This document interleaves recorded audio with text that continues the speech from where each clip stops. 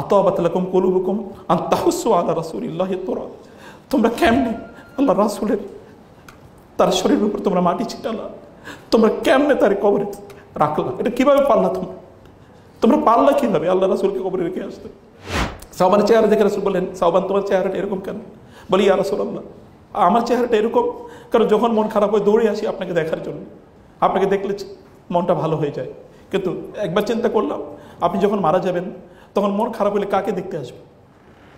আবার আপনি যখন মারা যাবেন, আমরা মারা যাব, আশা করি আমরাও জান্নাতে যাব, কিন্তু জান্নাতে আপনি নবী, আপনি থাকবেন কোথায় আর আমরা থাকবো কোথায়?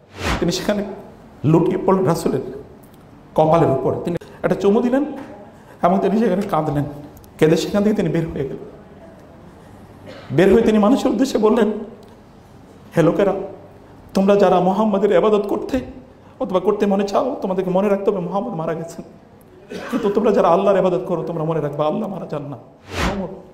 আনাস বললেন, আমরা যখন বুঝলাম আল্লাহ রাসূল ইজ নো মোর, তখন আমরা কি আসলে পৃথিবীতে বেঁচে আছি নাকি আমরা নাই, এটা আমরা বুঝতে পারছিলাম না। রাসূলুল্লাহ সাল্লাল্লাহু আলাইহি ওয়াসাল্লাম বিদায় হয়ে তিনি ভাষণ দিয়েছেন। এরপরে আরাফাতের ময়দানে নাজিল হলো আল ইয়াউমা আকমালতু লাকুম দীনাকুম ওয়া আতমামতু আলাইকুম নি'মাতি ওয়া রাদিতু লাকুমুল ইসলাম দীনা, আমি ইসলামকে পরিপূর্ণ করে দিয়েছি, নিয়ামতকে পূর্ণ করে দিয়েছি। এবং এই আয়াত যখন নাজিল হয় তখন এগেইন ওমর রাদিয়াল্লাহু কেঁদে দিলেন। অন্যরা বললেন, আমাদের জন্য সুসংবাদ, আপনি কাঁদছেন কেন? তিনি বললেন, এবং রাসূল সাল্লাল্লাহু আলাইহি ওয়াসাল্লাম বললেন, ওমর কাঁদছেন কেন? তিনি বলেন, ইয়া রাসূলুল্লাহ, আল্লাহ বলেছেন ইসলাম পূর্ণ হয়ে গেছে, পূর্ণতার পরে তো আর কিছুর প্রয়োজন নাই। One it is perfect and complete, তাহলে তো আর এখানে কোনো প্রয়োজন নেই। ইয়া রাসূলুল্লাহ, তার মানে আপনার কি আর দরকার নেই দুনিয়াতে?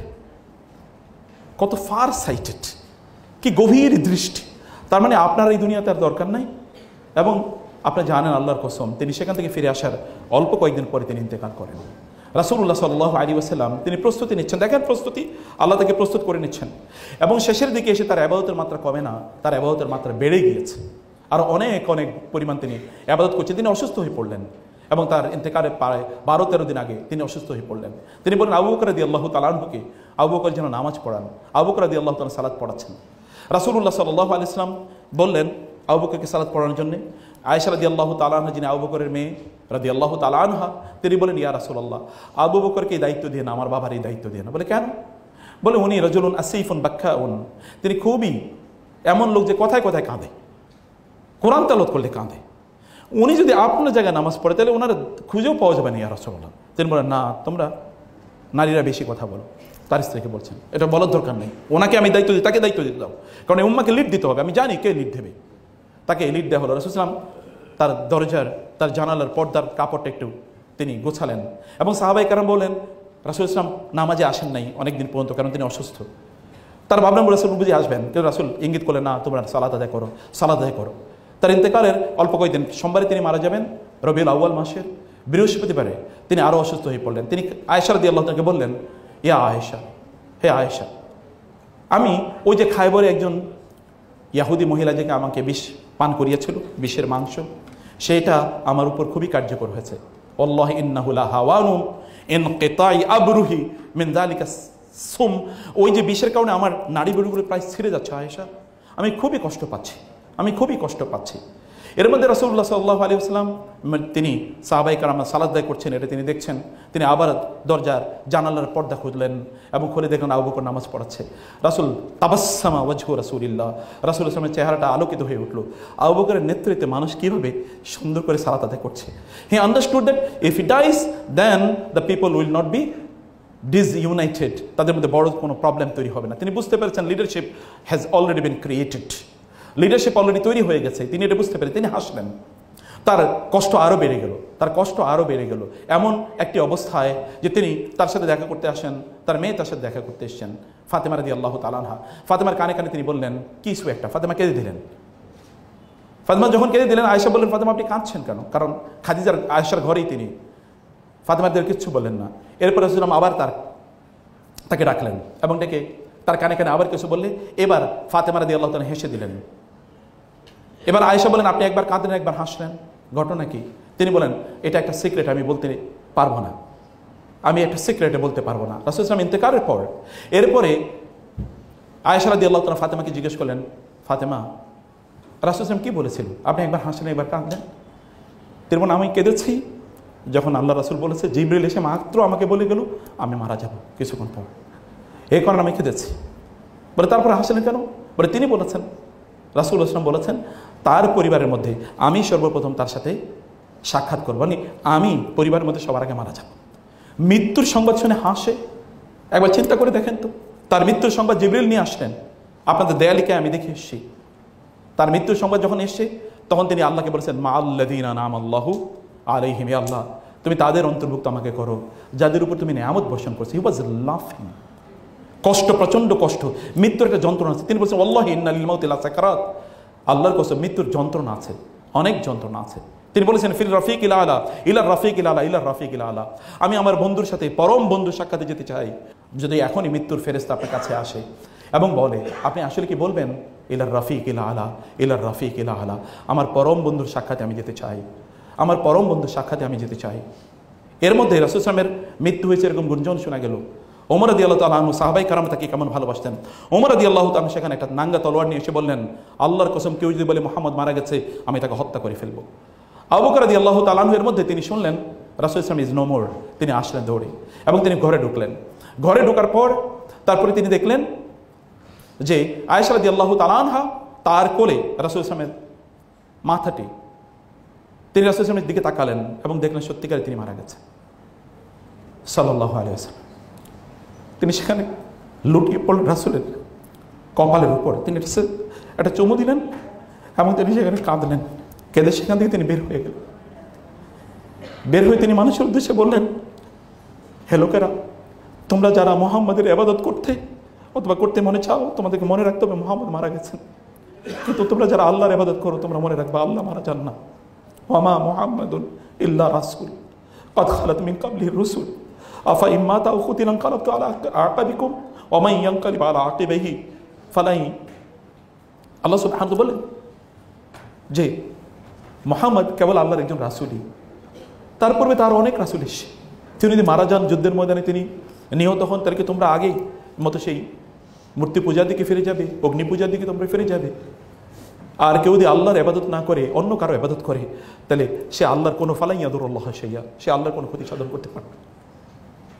ওমর রাদিয়াল্লাহু আনহু বললেন, আল্লাহর কসম আমরা বুঝতে পেরেছিলাম এই আয়াত আমাদের মনে হলো যেন আগে কোনোদিন নাজিল হয়নি, এই আয়াত মনে হয় এখনই নাজিল হয়েছে।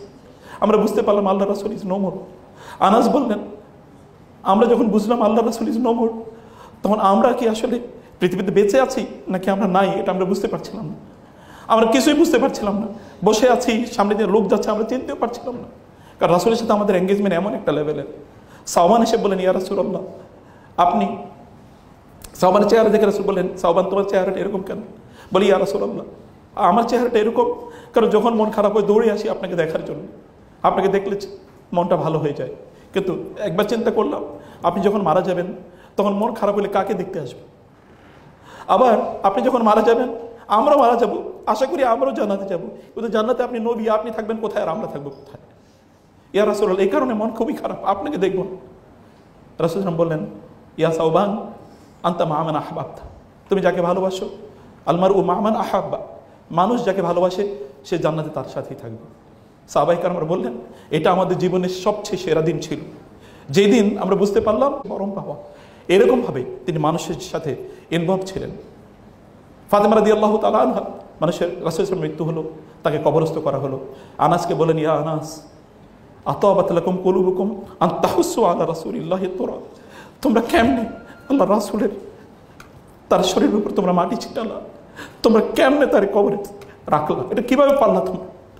তোমরা পারলা কিভাবে আল্লাহ রাসূলকে কবরে রেখে আসতে?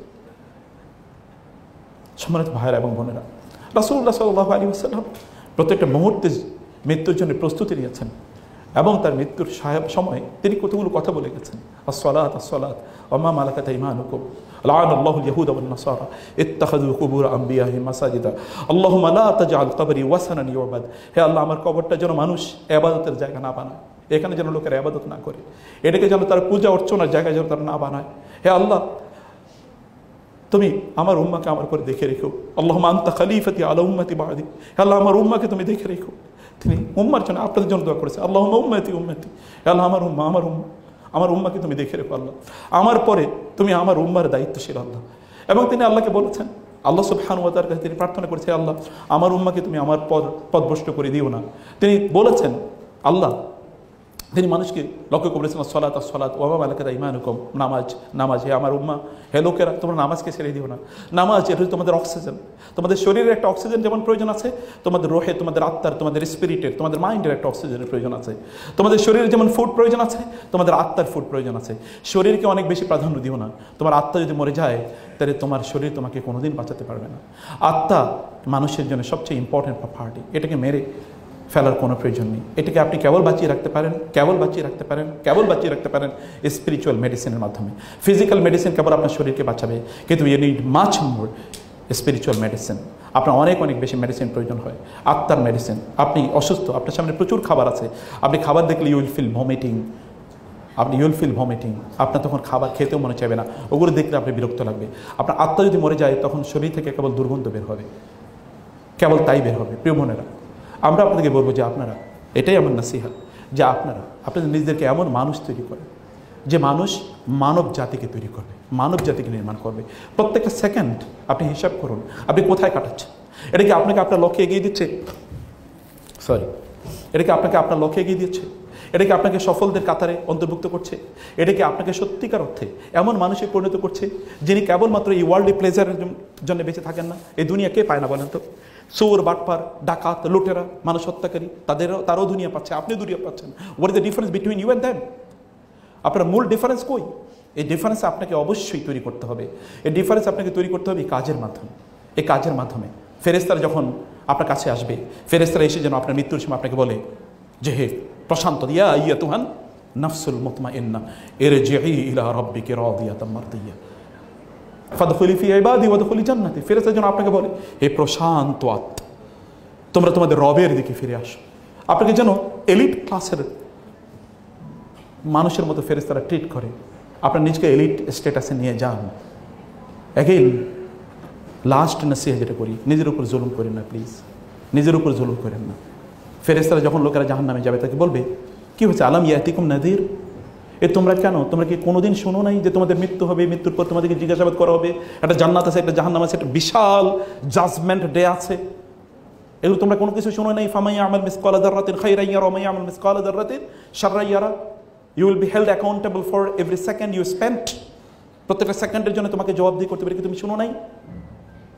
তুমি মনে কি চিন্তা করেছো, তোমার চোখ দিয়ে কি দেখেছো, এগুলো কি তুমি শোনো নাই? কেউ কি তোমাদেরকে কথা বলে নাই? তোমাদেরকে আল্লাহ তাআলা ব্রেন দেন নাই? তোমাদেরকে ফ্যাকাল্টি অফ আন্ডারস্ট্যান্ডিং দেন নাই? ফ্যাকাল্টি অফ ইন্টেলেক্ট দেন নাই তোমাদেরকে? ফেরেশতারা অবাক হবে, তোমরা আলাম, তোমরা কেন জাহান্নামে যাচ্ছ? কেন জাহান্নামে যাচ্ছ? জাহান্নাম কি? আপনাকে যদি বলা হয় যে আপনাকে 1 মিনিট আগুনে পুড়িয়ে দেওয়া হবে, এরপরে বাংলাদেশের প্রেসিডেন্ট বানিয়ে দেওয়া হবে, প্রাইম মিনিস্টার বানিয়ে দেওয়া হবে, আপনি কি তা করবেন? তো what about the hell fire? What about the hell fire? প্রিয় বোনেরা, আপনার ফিজিক্যাল ট্রিটমেন্টের পাশাপাশি স্পিরিচুয়াল ট্রিটমেন্টের দিকে অবশ্যই এগিয়ে যাবেন। আপনার ভালো মানুষ হবেন। আমরা ক্যারিয়ার ওমেন যেমন চাই, ক্যারিয়ার মাদারও চাই। ক্যারিয়ার মাদার ছাড়া এই মানব জাতি টিকবে না, এই মানব জাতি টিকবে না। অ্যাট দ্য ব্রিঙ্ক অফ ডিস্ট্রাকশনে মানব জাতি এখন একেবারে গর্তের কিনারে দাঁড়িয়ে আছে। এটি only because the mother has shifted their focus. মায়েরা তাদের ফোকাসটাকে শিফট করে ফেলেছে। আপনারা কমপক্ষে সিলেট উইমেন্স মেডিকেল কলেজের বোনেরা আপনার ক্যারিয়ার ডক্টর হবেন অ্যান্ড ক্যারিয়ার মাদার হবেন। Do this too. আল্লাহ এই পাওয়ার আপনাদেরকে দিয়েছেন। আপনারা এক হাতে মানব জাতির জন্যে নির্মাণ করবেন ভালো মানুষ, অন্য হাতে পৃথিবী পরিচালনা করবেন আপনারা ইনশাআল্লাহ। একজন বোন ইসলাম গ্রহণ করেছে, তিনি ঢাকার একটা সরকারি বিশ্ববিদ্যালয়ে তিনি প্রফেসর। তিনি আমাকে বলেন, স্যার আমার স্বামীকে তো তিনি তো ইসলাম গ্রহণ করেন না, উনি খুলনা একটা ইউনিভার্সিটিতে বড় পদে তিনি চাকরি করেন, আমরা আপনার স্বামীকে শুধু দাওয়াত দিয়ে নিয়ে আসেন। বলে স্যার আসবে না আপনার কাছে কেন? বলে তাইলে তো আপনি তাকে ইসলামের দাওয়াত দেবেন, জীবন আসবে না। আমি বললাম আপনি ওনাকে নিশ্চিত করেন আমি ইসলামের ব্যাপারে একটা কথা বলবো না তাকে। তো 1 মাস 2 মাস চেষ্টা করার পরে তার স্বামীকে নিয়ে আসলেন। আসার পরে আমি চাটা খাওয়ালাম, কথাবার্তা বললাম, গল্প। আমি এর আগে রাসূল ইসলামের একটা জীবনী বই আইনে রেখেছি, আমার খুব প্রিয় একটা বই। রাসূলের জীবনীতে অনেক বই আছে, আমি যেটাকে পছন্দ করি এই বইটা এনে রেখে আমি বললাম আপনাকে আমি বইটা হাদিয়া দিলাম, আপনি বইটা পড়বেন, আমার আর কোনো চাওয়া নেই। আপনি তো অনেকের জীবনী পড়েছেন, জীবনে উনি তো মুহাম্মদ সাল্লাল্লাহু আলাইহি ওয়াসাল্লাম তো পৃথিবীর সকল বড় বড় জ্ঞানী বিজ্ঞানীদের কাছে গ্রেট অথবা গ্রেটেস্ট, তাদের কথাই, আমি অমুসলিমদের কথা বলছি, তো আপনি একজন অন্যান্যদের জীবনে যেরকম পড়েন একটু পড়েন, আপনি শুধু এটা পড়বেন, পড়ে এরপর আপনি আমার সাথে দেখা করবেন। 2 মাস পরে ওই ভদ্রলোক এসে বলে, স্যার আমি মুসলমান হব।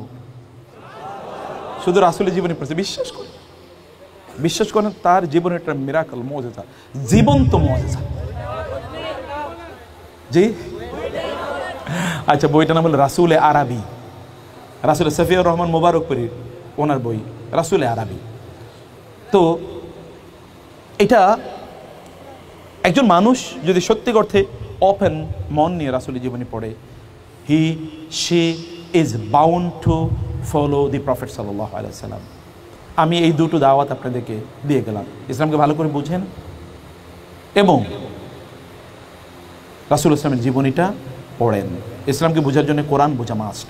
আপনি যদি কনফিউশন দূর করতে চান ইসলাম সম্পর্কে এবং ওদের শিকারে পরিণত না হতে চান, তাহলে কোরআন বুঝেন।